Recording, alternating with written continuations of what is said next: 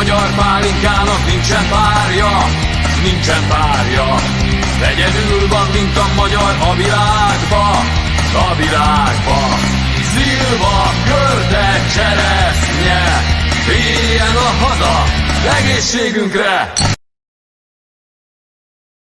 Yunapoto, tudo bem? Sejam bem-vindos ao Pod Páprica, o primeiro podcast do Restaurante A Canga. E é claro, para essa primeira entrevista, nada melhor que Carlos José Civitko para contar todas as histórias do restaurante desde o início, mas não desde 67. Tem muita história para contar antes e é claro que daqui a pouco o Carlos vai contar todas para nós. Mas tu ainda que não fez a sua reserva para o Restaurante A Canga, outubro, infelizmente encerramos os atendimentos. E tu pode fazer a tua reserva através do 3536-1461, 3536-1461 ou pelo 99557-4065. Faça a sua reserva, sábados, domingos e feriados, o atendimento normal até outubro desse ano, infelizmente. O Carlos José vai contar tudo para nós. Carlos, Yunapoto. Carlos, infelizmente essa notícia aí que veio nos últimos dias, não é uma notícia que gostaríamos de dar para os clientes, mas os serviços da casa se encerram em outubro desse ano. Acredito que para vocês também não é uma notícia que gostaria de ser dada, são 55 anos de casa, 55 anos de bons amigos, bons atendimentos, bons colegas de trabalho, me incluo nessa, é claro, mas toda história tem um início, meio e fim. O nosso fim chega em outubro, tem muita história nesse meio, mas o início eu acho que a gente não pode destacar 67, a gente tem que destacar lá na Hungria, o Pop e a Momo, sim, quando vieram para o Brasil, trabalharam em outros setores até abrir o restaurante. E lá na Hungria, o que eles faziam? A minha mãe, ela era do campo, assim, o pai sim, dela era fazendeiro, plantava e tal, então ela é tipo dona de casa e trabalhava na plantação. Sim. Essencialmente trigo, milho, mas tem outras coisas também. E o pai, ele era operário e além disso ele estava fazendo faculdade de letras quando ele tinha seus 20 anos, sim, mais ou menos, de idade.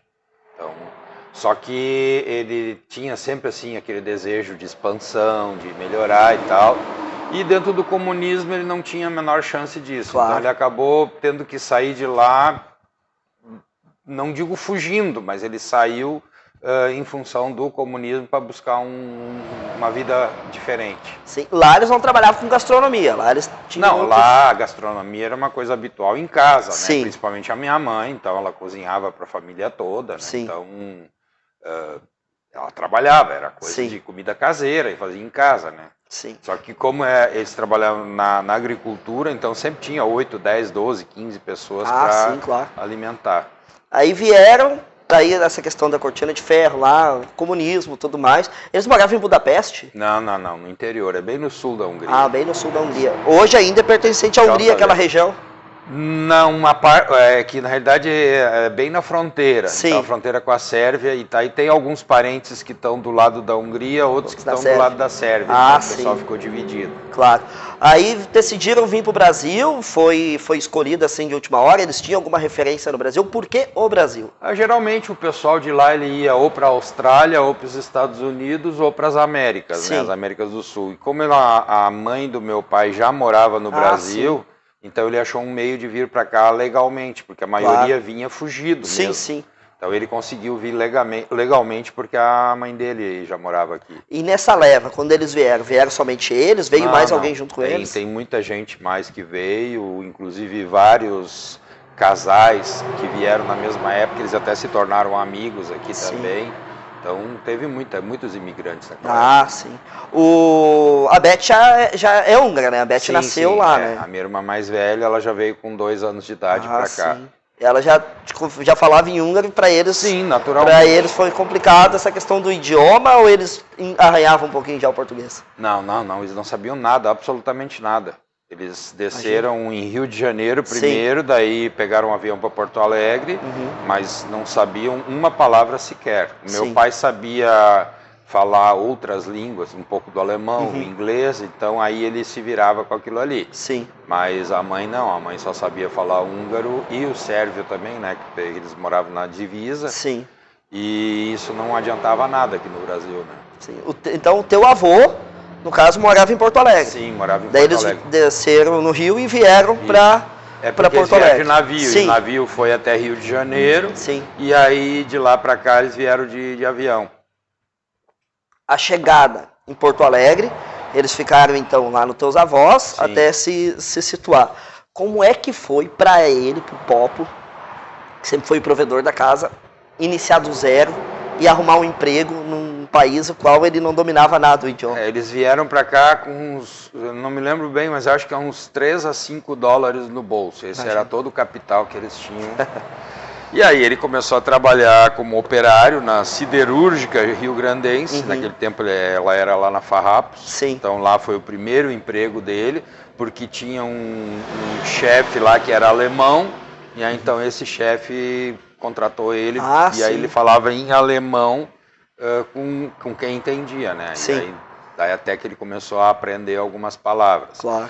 E a minha mãe, ela sabia costurar, então ela arrumou um trabalho numa húngara, lá na 24 de outubro, ela tinha um ateliê de alta costura e ela era costureira nesse ateliê dessa húngara. Sim. Essa húngara mais adiante virou a minha madrinha, veio a ser a minha madrinha. Olha só que legal.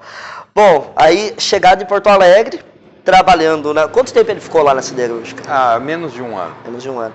E depois disso, qual foram os rumos assim que ele tomou na...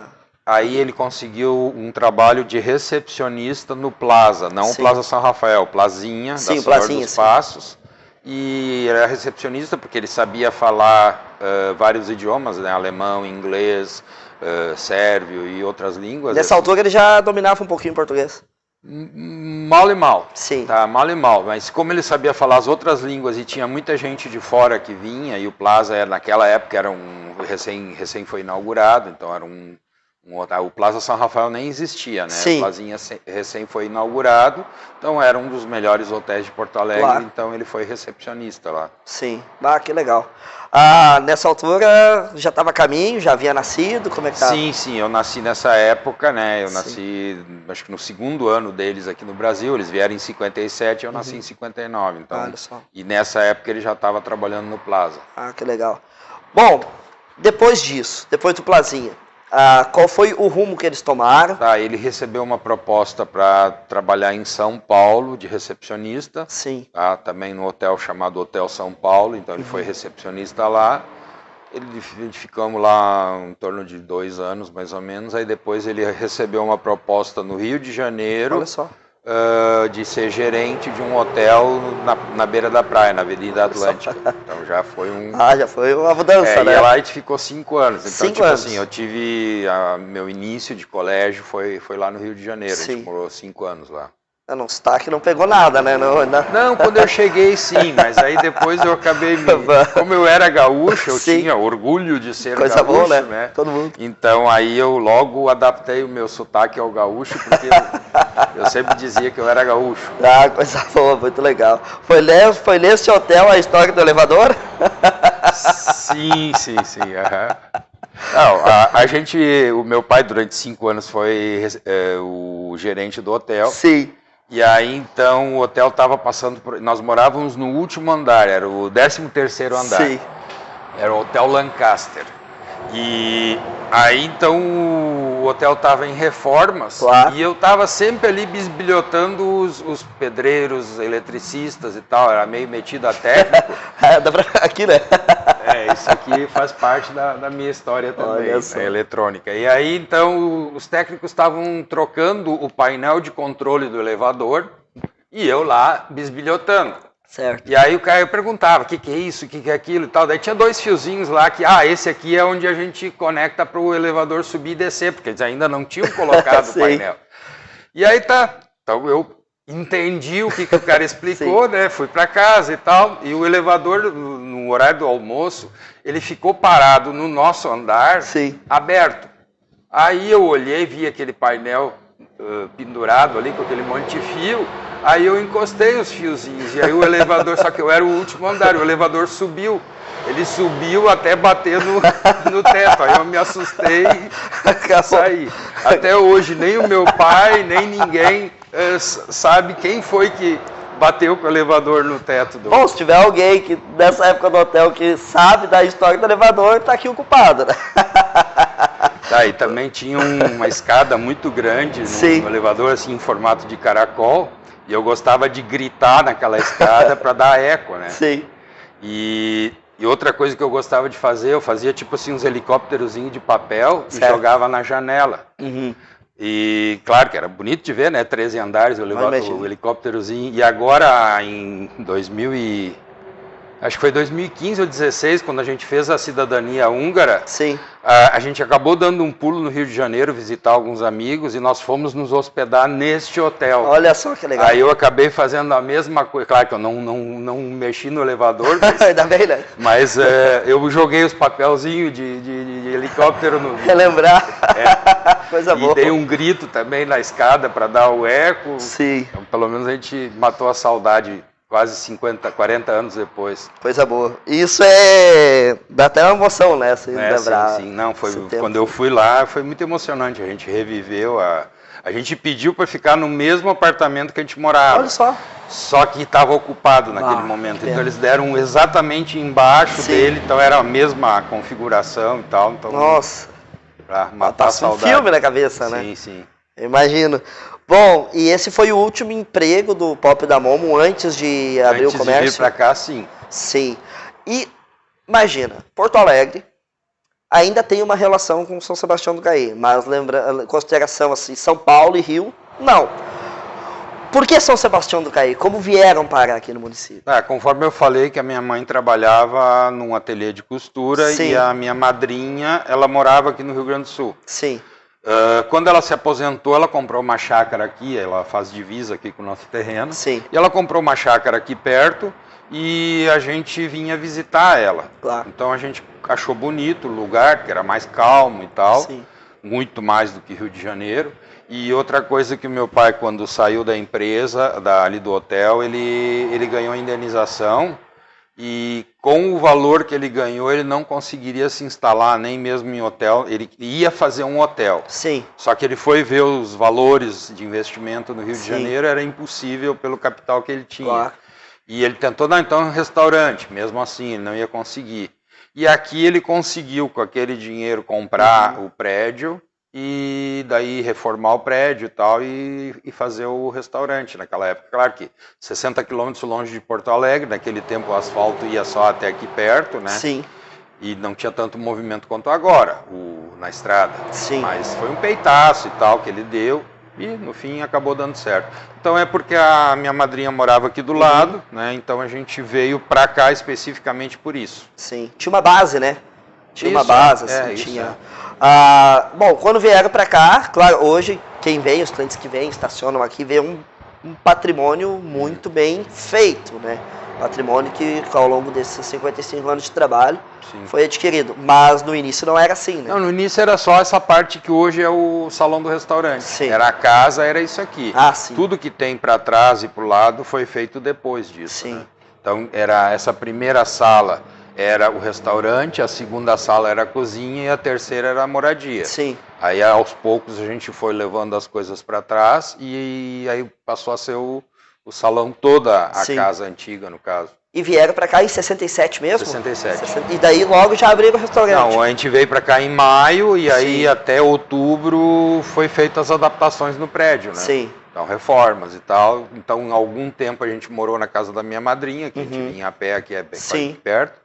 E aí, quando isso aqui já estava em condições de moradia e tal, aí a gente veio para cá. Que legal. Bom, aberto o restaurante, quanto tempo levaram para vender o primeiro almoço ou a primeira janta? Sim, tá. Isso aí, o primeiro almoço foi em torno de 2 meses. Nesse meio tempo a gente se virava vendendo bebidas, a minha mãe fazia bolinho de carne Sim. e tal, e também um dos chamariscos que tinha televisão. Naquele tempo não existia televisão em lugar nenhum aqui. Eu me lembro que o meu avô vinha assistir televisão aqui. Exatamente, ele até foi um dos primeiros clientes, acho que na inauguração o teu avô teve aqui. Eu me lembro assim, o sítio era do outro lado aqui, o sítio do vovô Raimundo. Na realidade, o teu bisavô. Isso aí, o meu bisavô. Teu avô ainda era jovem, né? Bem e novo. ele casou logo depois que a gente abriu o restaurante. Eu me lembro que a Momo me contava que o jantar a Momo deu de presente para eles, né? Aqui. Exatamente. É muito legal, as famílias, elas se encontram assim, né? E depois de anos eu vim parar. Até inclusive a primeira menina que ajudou a minha mãe aqui na cozinha, ela é tua prima também. Olha só. Então, tudo em família. Muito legal. Bom, outro atrativo que me corrija se estiver errado, é claro, era o banheiro, né? O banheiro na época tinha descarga. Sim, é que naquela época aqui só tinha patente, né? Todo lugar, inclusive essa casa, quando nós compramos, ela tinha uma patente no fundo. Sim. Tá? Uma privada primitiva. Sim. E a vizinhança toda não tinha nem sequer conhecimento de que é uma descarga de banheiro. Sim. Então era muito comum as pessoas da vizinhança vir aqui, posso usar o banheiro? Pode, só para ter o prazer de dar descarga, puxar a descarga e ficar olhando. Bom, eu tenho uma lembrança aqui muito legal que a gente tem na parede, que é a nossa terceira nota fiscal. Isso. A primeira a gente com certeza se perdeu, foi entregue, né? Então, aqui, depois a gente tenta dar um zoom. Lê ali a... É o Bar e Restaurante A Canga, de Carlos Civitco, a Estrada Júlio de Castilhos, Parada 58, Conceição, São Sebastião do Caí. É uma nota fiscal simplificada, 21,51 cruzeiros? 21 cruzados? 21,51 cruzeiros novos. Cruzeiros novos, olha só. Na data do 3/11 de 67. Tenta imaginar. Nota fiscal simplificada.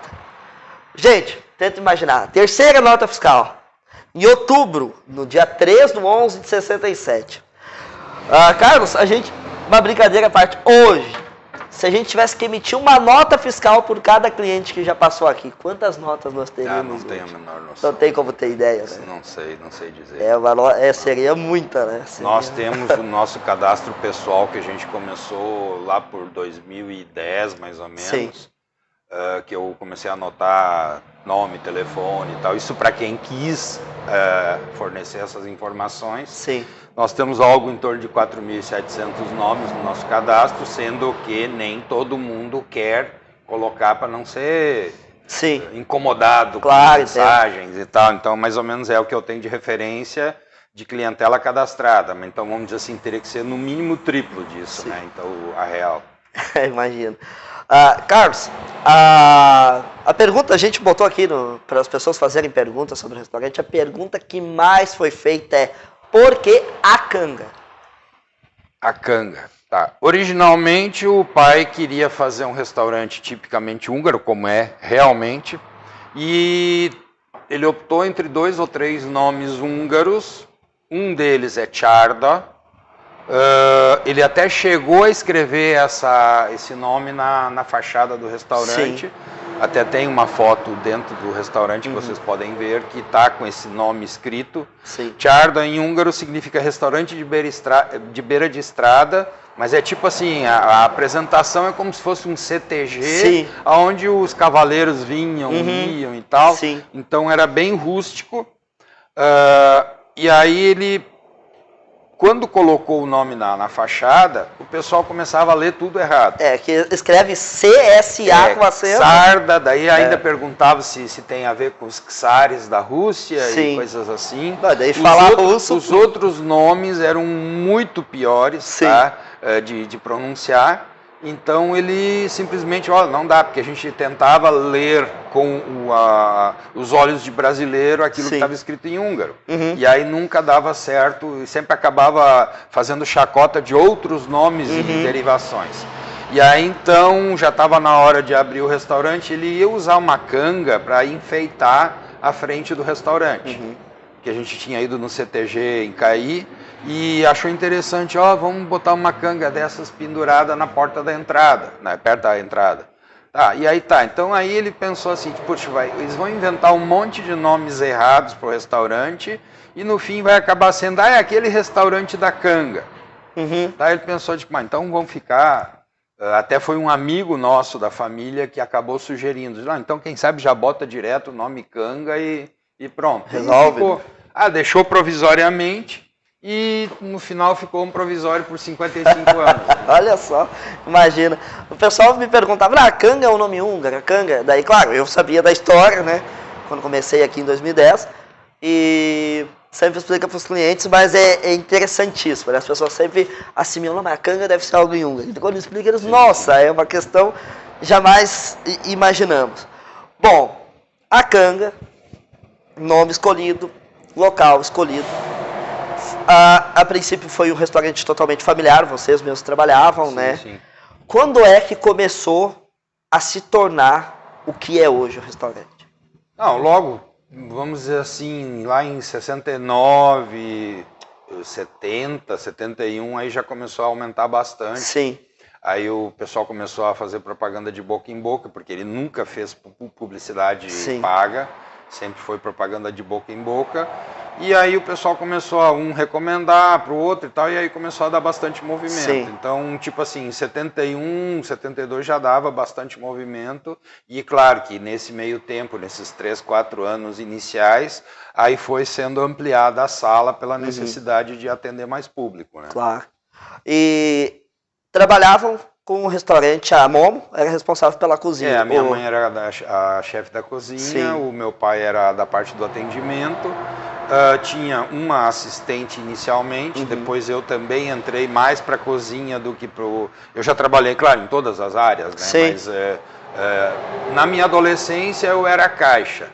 Mas aí logo em seguida que começou a ficar mais movimentado, a mãe precisava de algum braço direito e eu acabei me tornando o braço direito dela. E durante muitos anos eu acompanhava ela na cozinha. E até um determinado momento em que ela ficou doente, aí então ela ficou hospitalizada por alguns dias e tal, e aí o meu pai se assustou e tal, e agora? Quem vai ser a cozinha? Não, então eu encaro, daí eu me obriguei a me largar na fogueira. Né? Aí pegou a partir paixão. dali eu peguei sozinho, né? Sim. Porque até então a mãe estava sempre do lado, né? Sim. Pegou paixão, gosto Sim. E foi tocando. Bom, o cardápio. Hoje nós temos um cardápio exclusivo. Quando eu comecei a trabalhar aqui, era este cardápio também, sempre a referência. Sim. Este cardápio foi desde 67? Não, na realidade tinha mais outros 4 pratos que eles revezavam, alguma coisa tinha assim em duplicidade, mas a maioria era revezada. Um dia era o pimentão recheado, daí no outro era goulash, no outro era o repolho recheado e assim por diante. E aí, então, dava muito problema assim, mas hoje goulash eu vim aqui para comer pimentão. Aí diz, mas hoje é repolho e eu queria ter comido pimentão. E assim vai. Então, aí o pai fez como se fosse uma estatística, e aí ele chegou à conclusão de que 85% preferia o pimentão e 15% era dividido entre os outros 3 pratos. Então, na realidade, ele optou por atender a maioria, daí desapontou aqueles 15%, né? E aí acabou ficando esse cardápio aí desde, acho que talvez foi em 73, 74 em diante, mais ou menos, que é sempre o mesmo cardápio. Sim. Nós até tentamos resgatar, nós resgatamos por algum tempo nos festivais, algum dos outros pratos, inclusive nos congelados, mas no fundo, o que manda mesmo é o pimentão. Então a gente também fez a mesma coisa que ele fez há anos atrás de manter o pimentão como carro-chefe. É um prato que, um exemplo, se chegar em Budapeste, um exemplo, o turista brasileiro chega, não encontra, né? Vai encontrar muito goulash, encontra. Só que o goulash ele é muito mais difundido internacionalmente. Então é muito mais fácil de encontrar goulash feito em qualquer parte do mundo do que o pimentão recheado. Sim. Mas o pimentão também é um prato... Sim, muito comum.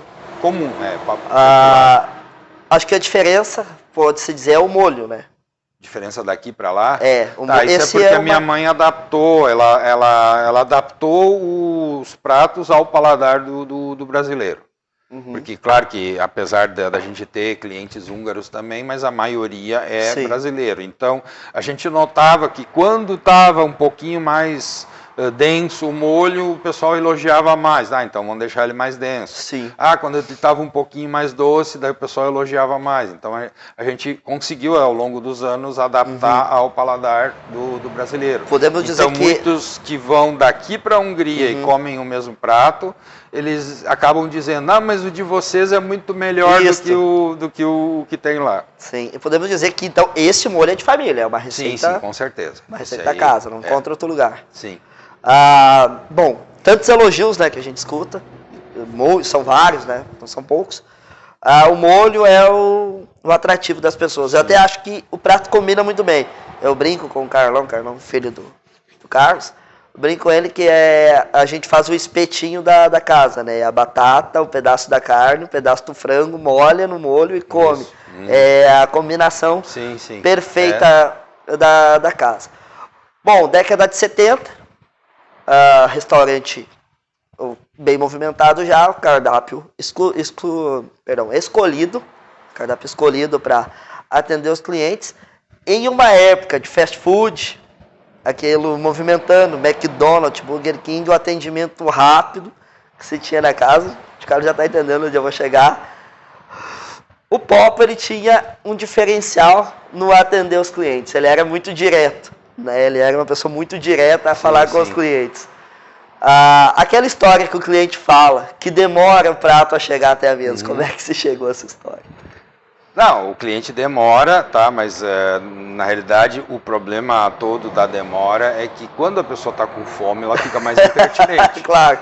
Depois que enche a barriga, aí já fica tranquila. E aí o meu pai fez um cartazinho, quando o movimento estava aumentando, ele disse que o nosso serviço é demorado, pedimos desculpa aos apressados e ao mesmo tempo agradecemos a distinta clientela pela paciência. Muito bom. Eu me lembro a primeira vez que eu escutei essa história, eu fiquei rindo aqui, eu cheguei em casa rindo, eu disse, nossa, perfeito. Ele era bem direto, né? Ele não tinha papas na língua, né? Ele era totalmente sincero, né? Ele não enfeitava. Tem uma outra história que eu acho fantástica dele, assim, pra mim é uma das melhores. É quando o cliente vinha, daí o cliente ficava anos sem vir na casa e ele retornava. Como é que era essa história? Então, pois é, seu Carlos, já faz 15 anos que eu não vim aqui no restaurante, eu gosto muito. Aí eles, não, mas se eu dependesse do senhor eu já teria falido. E diga-se de passagem, isso vale hoje também. Tempos de hoje, muitos né? Muitos clientes que demoram anos e anos para vir de novo. E aí, então, isso está contribuindo, né? Com essa decisão de parar de trabalhar. Eu digo, nós, internamente, nós conversando, toda vez que o cliente fala, nossa, eu tô há 7 anos sem vir, vem a resposta, até com a voz do Popo na cabeça, né? Vem na cabeça, assim, na hora. Claro que nos falta a coragem do Popo. Se eu dependesse de ti, que não vem há 20 anos, eu já teria falido. Era muito bom. Bom, eu digo que o restaurante é o queridinho dos gaúchos, porque é o seguinte, disputar pimentão em terra de carne assada, a comida tem que ser boa mesmo, né?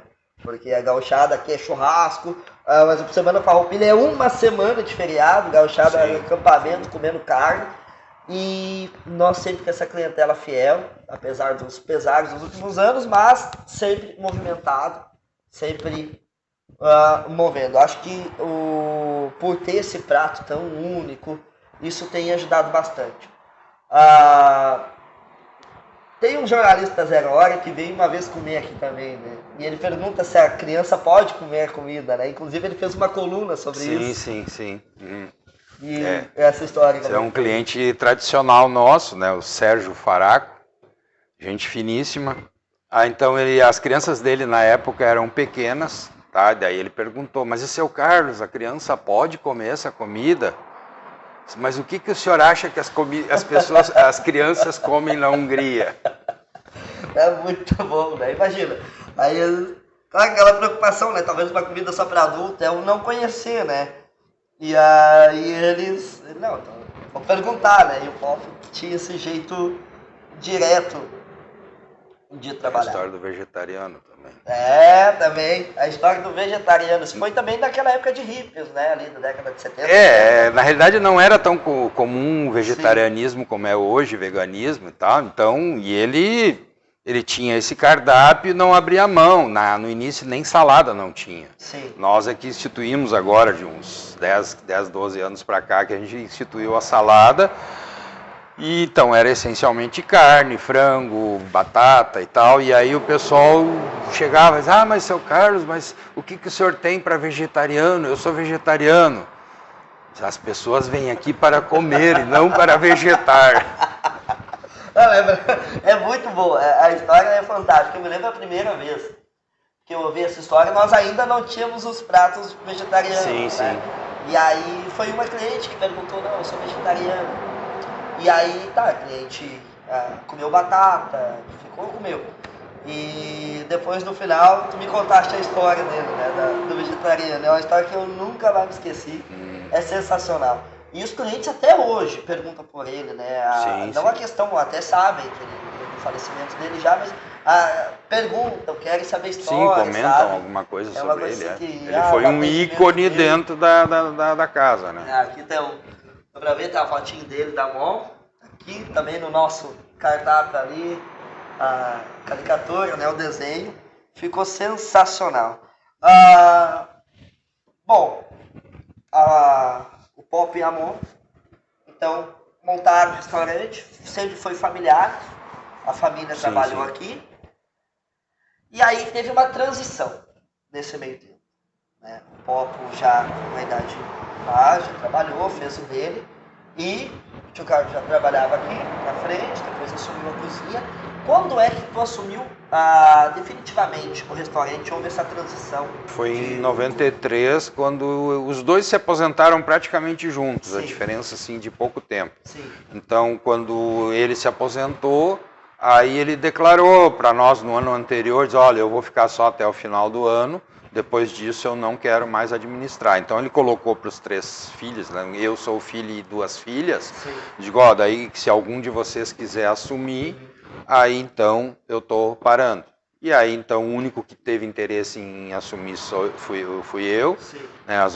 As 2 irmãs não tinham interesse naquele momento. E aí eu acabei pegando desde 93. Claro que, primeiro, eu tive que jurar de pé junto de que eu ia respeitar todas as tradições, toda a sistemática dele. E nos primeiros 3, 4, 5 anos ainda da minha gestão, ele ainda estava sempre aqui do lado e tal, e para cuidar para que eu mantenha a qualidade da família, né? Então, a gente melhorou em termos estruturais, a própria instalação em si a gente melhorou, mas a gente continua mantendo o mesmo padrão de sempre, né? Tanto que a fórmula a receita em si continua rigorosamente a mesma, então a sistemática toda. Padrão de atendimento. Isso.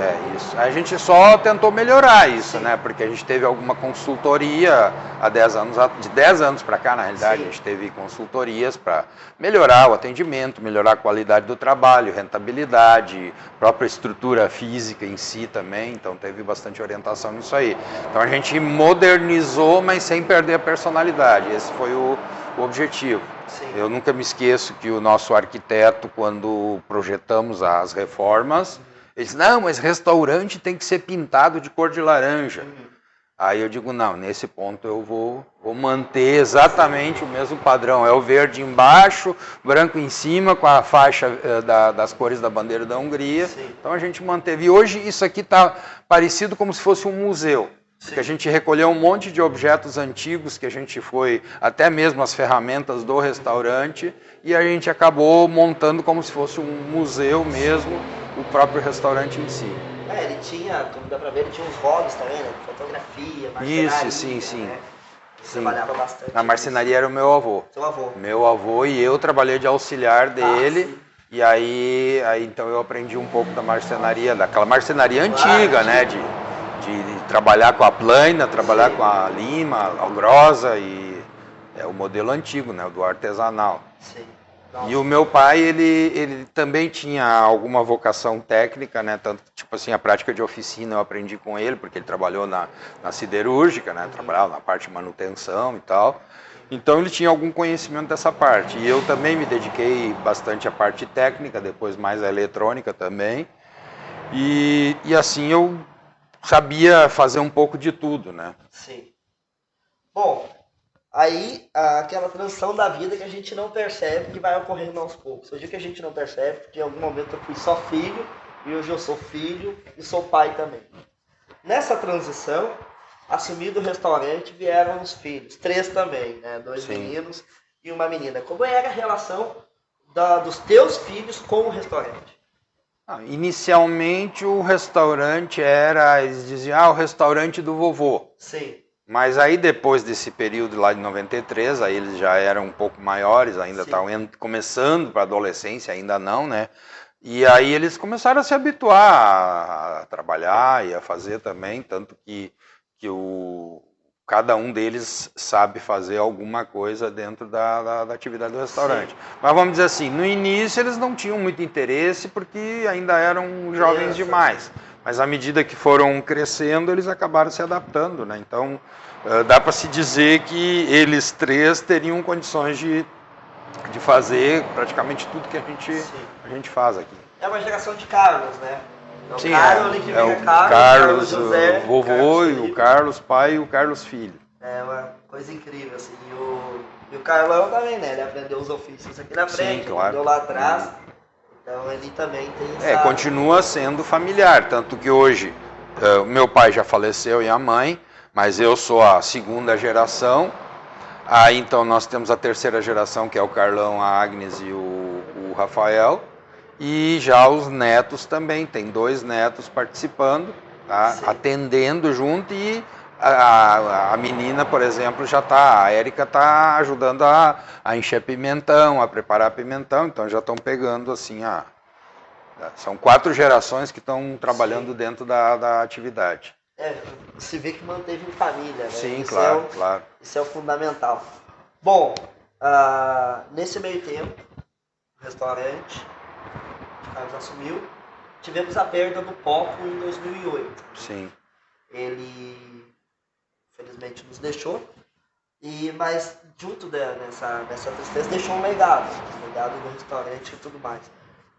Mas antes disso ele era uma pessoa que estava sempre aqui. Sim, ele estava sempre supervisionando para ver se estava tudo certo. Eu me lembro da entrevista do Rui Biriva, né? O Rui Biriva sim. eles aqui. Vamos tocar na emocional agora. Como é que foi assim os primeiros meses sem o Poco? Uma coisa é a perda familiar, isso é uma coisa que não tem como descrever, isso é emocional, sentimental e tal. Tecnicamente, a gente foi obrigado a se adaptar do jeito que estava, porque a empresa continua independente de uma única pessoa. Né? Eu digo, o Pop eu não tive muito contato, mas com a Momo eu tive. A Momo eu vim trabalhar aqui, ela estava com a gente, e ela era uma pessoa que fiscalizava também bastante o serviço. Sim. Eu me lembro que ela chegava aqui, se ela visse um vidro manchado, ela já pedia para o garçom pegar um pano e passar. Não, eles eram muito detalhistas e passaram isso pra gente, a gente tem que também fazer. Certeza. Hoje eu sou o chato, eu sou o velho chato. Eu é que chego enchendo o saco de todo mundo. A Momo, ela tinha uma amizade muito grande com a minha avó. Sim. Ela sempre falava, na Neuza. E ela tinha uma amizade muito grande. Então, pra mim foi bem difícil assim, a perda dela. Confessando agora, acho que a gente nunca conversou sobre isso. Porque ela era eu me lembro que se a gente estava batendo o recheio do bolo, ela vinha dizendo, não, tem bolinha. Aí tô dizendo, não sai. Ela pegava, dava 2 batidinhas e aquelas coisinhas sumiam. Então, esses detalhes, assim, fez falta, né? Que parecia que daqui a pouco ela ia chegar e dizer, não, faz isso, faz aquilo. Parece que os garçons já deixavam de propósito, porque sabiam que ia ter o dedo dela, né? E aí em 2010, ou 11, né? A Momo nos deixou. E aí o Carlos filho se torna Carlos pai e Carlos avô. Como é que foi pra ti, no teu essa questão do avô Tá, aí é uma coisa engraçada, porque a gente sempre tinha, no caso, os meus pais eram os velhos da família. Há muitos anos atrás ainda tinha a minha avó e tal, daí, então eles eram velhos e eu era criança. Sim. Mas depois que eu fiquei adulto, então meus pais eram os velhos, e aí em 2011 morreu a minha mãe. Claro que daí eu passei a ser o velho, mas ainda não tinha caído a ficha. Mas quando morreu a última tia, que é a irmã da minha mãe, isso foi acho que 2015 ou 2016, morreu a última tia viva da geração dos velhos. Aí eu comentei com a minha irmã, puxa, agora nós passamos a ser os velhos da família. Então de lá para cá eu sou o velho. Então eu é que tenho que estar enchendo o saco dos jovens sobre, faltou aquela janela não está bem limpada, esse prato aqui não está bom. Tá bom. Aí continua, né? Tem que ter sempre um velho chato para incomodar. Eu digo, tem que continuar, tem que puxar bastante. Bom, mas assim, apesar de tudo isso, sempre à frente do restaurante.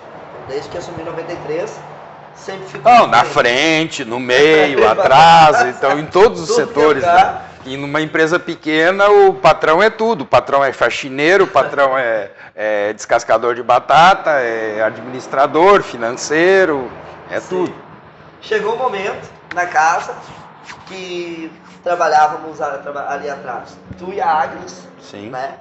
O Felipe aqui na frente, o Rafael auxiliando aqui na frente. E aí, claro, a equipe de funcionários foi quando eu cheguei em 2010. Sim. Apesar de ser um restaurante familiar, sempre tiveram alguns funcionários. Sempre, por causa claro. da questão do atendimento. Bom, eu cheguei em 2010, eu não conhecia nada. Eu não conhecia absolutamente nada. Eu ouvia falar da Hungria em algumas poucas matérias de escola ou no futebol. Sim. Se falava em Hungria. E fiquei fascinado. Né? Eu comecei a estudar o idioma, me interessei bastante.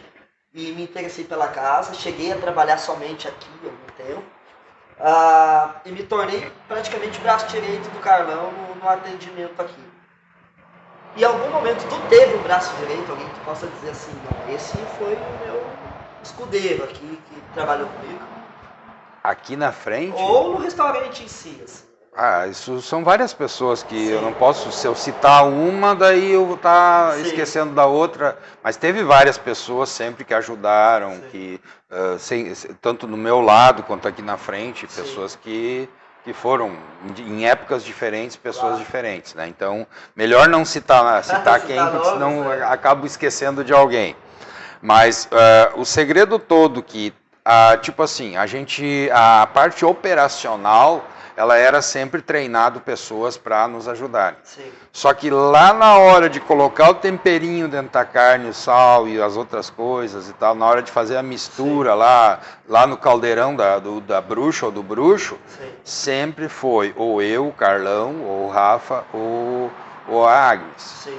Depois que a minha mãe foi embora. Então, na realidade, a gente manteve essa tradição de família. O segredo é da família. Sim. Então, esses funcionários que nos ajudaram, os colaboradores, muitos deles enxergaram alguma coisinha aqui, alguma coisa ali, como fazem, só que eles não têm, eles não iriam fazer, digamos, o pimentão, o molho, o frango, a batata, tudo sozinhos, sem a gente estar por perto. Então a gente fez questão de manter o segredo, né? Sim, e acho que o fundamental é isso. Eu digo até que os clientes sempre perguntam, nossa, como é feito esse molho? Quantas vezes tu deve ter ouvido já? Perdeu as contas, né? Agora que a gente está falando em fechar, mais ainda, então agora tu me passa a receita e tal. Aí eu sempre digo, quando nós fecharmos, nós vamos fazer leilão de quem quer, vamos leiloar as receitas, então... Daqui a pouco, né, vamos ver aí quem dá mais, né? Nesse leilão. Aí vai ter bastante gente interessada. Porque a pergunta é sempre. Sim, o pessoal pede também para eu fazer curso de culinária húngara. Sim. Já teve um ou dois interessados em comprar e continuar e tal, mas tudo isso aí ainda são coisas que, por enquanto, estão só no projeto, né? Não tem nada de concreto nisso.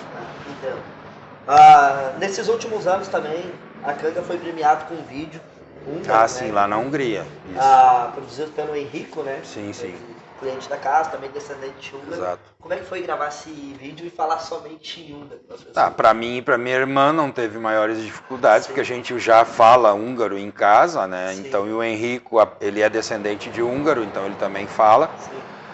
E o vídeo tinha que ser em húngaro, porque o concurso era na Hungria. Sim. Então, na realidade, eram filmes culturais que representassem alguma coisa da cultura húngara. Claro. E nós fomos o único concorrente fora da Hungria que participou do concurso. Os outros, todos eles eram da Hungria. Sim.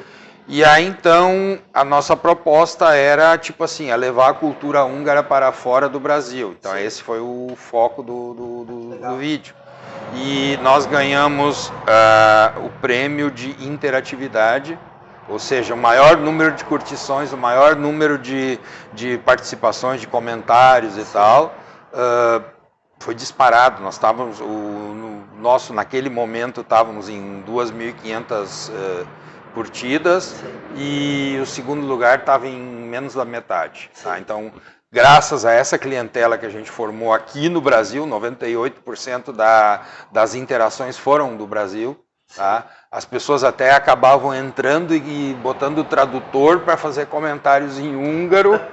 E aí, então, com essa participação da clientela do restaurante, é que a gente conseguiu ganhar esse prêmio lá.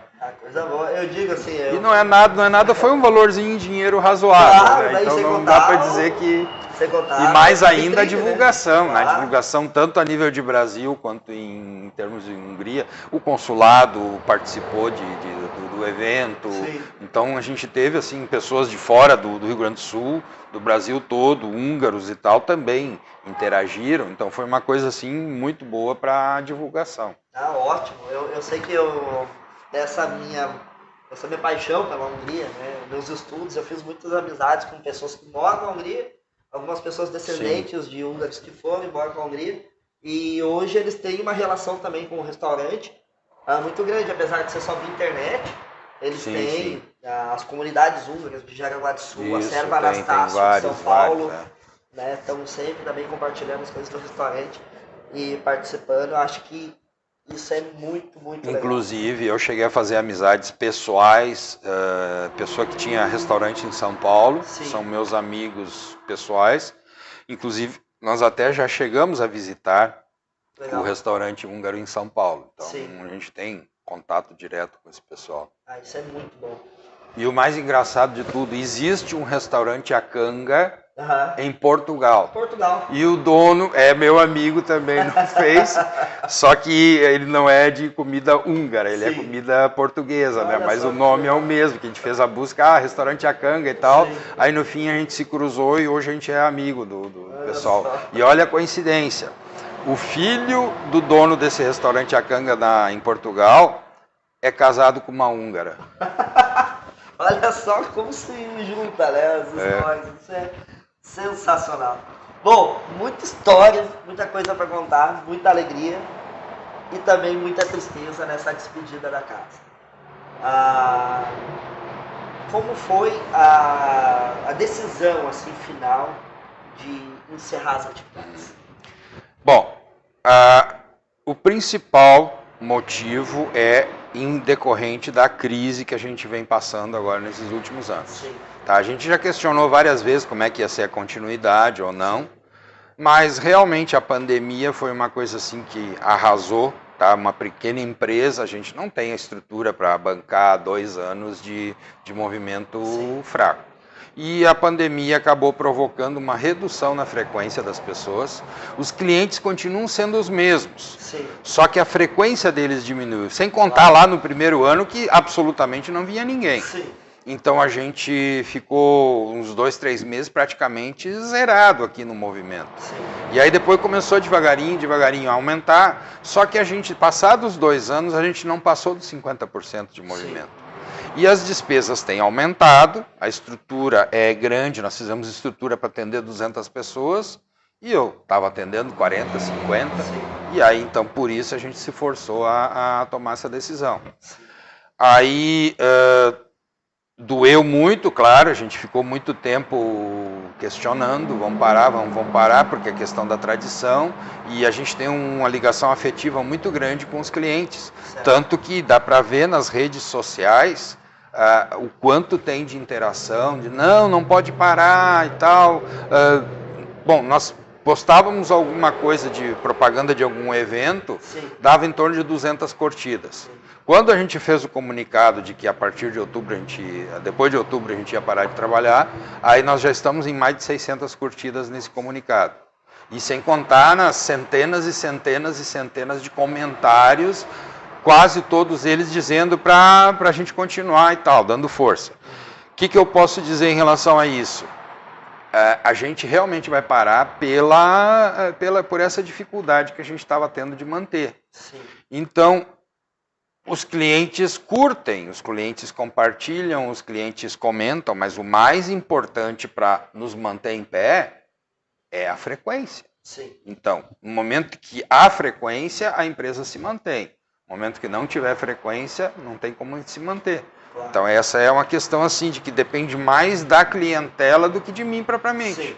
Porque eu não tenho estrutura para suportar esses 50% de movimento. Sim. E a gente sabe que tudo está subindo, impostos, nós não tivemos 1 centavo de isenção de impostos em todo esse período da pandemia. Sim. Então a gente teve que pagar religiosamente tudo, e daí tirar da onde? Se as portas estão abertas, mas o público não está vindo. Sim. Então eu preciso a frequência das pessoas para manter. Claro. Hoje nós anunciamos o fechamento mais ou menos na data de inauguração do restaurante, pelo menos o mês de inauguração, Sim, né? Foi sim. em outubro. Alguma chance de prorrogar caso o movimento continue? Olha, só o movimento vai dizer isso, eu Sim. não posso fazer. Claro que para mim, se eu tiver de casa cheia, eu ainda posso prorrogar por 1 mês, 2 meses, talvez, não sei, o tempo Sim. que for. É o próprio público que vai dizer. Claro. Eu digo assim, pra mim, eu falei assim, eu sempre participei muito do restaurante, a gente fazia sorteios, participava de tudo. Eu disse, quando surgiu a ideia de fazer a entrevista, eu disse, é um misto de alegria e tristeza. Sim. Né? Pra mim, que o restaurante se tornou minha família, né? Eu digo, tem várias histórias aqui, eu tô realmente emocionado. A minha filha praticamente nasceu aqui, o tio Carlos, o tio Carlão, Sim, o tio Rafa, sim. ela nasceu aqui. A minha esposa eu conheci aqui. Eu me casei ano passado. A minha esposa eu conheci aqui. Então, a minha vida, posso dizer assim, que eu me considero Já parte teve várias histórias de amor que surgiram aqui dentro. do Exatamente, restaurante, né? Eu Não fico só feliz. na retaguarda, na frente também, frente, o pessoal da clientes, clientela e tal. Temos clientes assim que já vêm de 4 gerações. E aí quando a gente menos espera, tá o neto de um casado com o neto do outro, quando vê estão cruzando. Eu fico... são histórias assim que alegram e entristecem ao mesmo tempo, né? Saber, tem muita história, não é só o restaurante em si, a comida em si, é o afeto. Sim, né? Claro, é uma relação de emocional que a gente vai travando com os clientes, né? E os clientes, eles passam a ser membros do nosso dia a dia, da nossa família e tal. Inúmeros, a gente se abraça, se cumprimenta, e tudo bem e tal. A gente tem uma relação de afeto muito grande. Eu fico assim, é muito bom. Isso é uma coisa que da história ninguém apaga, né? Isso vai ficar para sempre. Sim, claro. Somos o único restaurante único do Brasil, do sul do Brasil. Do sul do Brasil, podemos dizer. Paraná para baixo sempre foi só o nosso. O restaurante mais antigo de São Sebastião, que tem atividade Também. ainda somos nós, 55 anos. Histórias humanas aqui, a minha avó trabalhou aqui, a minha mãe trabalhou aqui, eu Sim. trabalhei aqui, meus irmãos trabalharam aqui. Acho que até só a minha filha não trabalhou, mas pode ser que sim. Ainda pela questão da idade, né? Que é muito novinha ainda, aqui. né? A minha esposa trabalha, agora está afastada, mas também trabalhou aqui. Minha enteada trabalha aqui. Então, para mim é um momento. A ficha não caiu ainda, né? Sim, Não sei sim. como. E eu acho que para muitos clientes também não. Eles estão naquela, não, mas quem sabe. Então, se o movimento se manter assim, a gente consegue dar uma prorrogadinha até novembro, Isso depende do movimento. O movimento estando bom, a gente continua ainda o tempo que for possível, né? Coisa boa. A gente costuma dizer que tudo que é bom dura pouco, mas não acaba cedo, né? E a gente não durou Esse pouco, durou não. 55, então... 55 anos. 55, mais 2 meses, mais um mês, mais... Então, vamos ver agora. A intenção é não acabar cedo. Bom, quem quiser ainda, sábados, domingos e feriados. Sim, exatamente. Das Sempre 11. para o almoço, das 11 até as 16 horas. Preferencialmente fazer reserva, daí tem o WhatsApp, ou então fazendo pelo fixo, preferencialmente pelo WhatsApp, que fica mais fácil da gente controlar, né? Claro. Então, a gente está disponível para receber as reservas e ainda proporcionar por mais alguns meses essa história toda para as pessoas que frequentarem a casa, né? Isso é muito bom. Bom, gente, então quem quiser fazer reserva é no 3536-1461, 51-3536-1461, ou pelo WhatsApp, pelo 51-99557-4065. 99557-4065. Sábados, domingos e feriados, liga pra cá, manda um WhatsApp, faz a tua reserva, vem pra cá se despedir dessa casa, que o carinho aqui que nós temos para atender vocês é muito grande, vai ser um prazer receber a todos. Carlos, muito obrigado. Eu que agradeço. Muito bom. Sempre é bom conversar, a gente conversa tanto. Sim, sim. E acho que essa conversa, sem poder dividir o que a gente conversa no dia a dia, sim, com os clientes. E agradecer também a fiel clientela de tantos anos que tem acompanhado a gente, né? Tem sido a nossa motivação para manter durante esses anos todos, né? Muito obrigado a todos os que frequentam a casa, inclusive todas as gerações passadas que já não estão entre nós também, somos gratos a todos eles. Bom, gente, esse foi Carlos José Civico, primeira entrevista aqui no Pode Papo, que é o podcast do Restaurante A Cana, mas esse foi só o primeiro, viu? Tem muito mais vídeo, tem muito mais entrevista, vamos trazer bastante novidades para vocês. Meu nome é Sandro Cruz, foi uma alegria imensa ter sido escolhido aqui para comandar esse podcast. A gente vai trazer muitas novidades para vocês ainda. Fica de olho, faz a tua reserva, vem para cá, estamos aguardando vocês. Carlos, valeu. Obrigadão. Isso aí. Szilva, körde, cseresznye, éljen a haza, egészségünkre!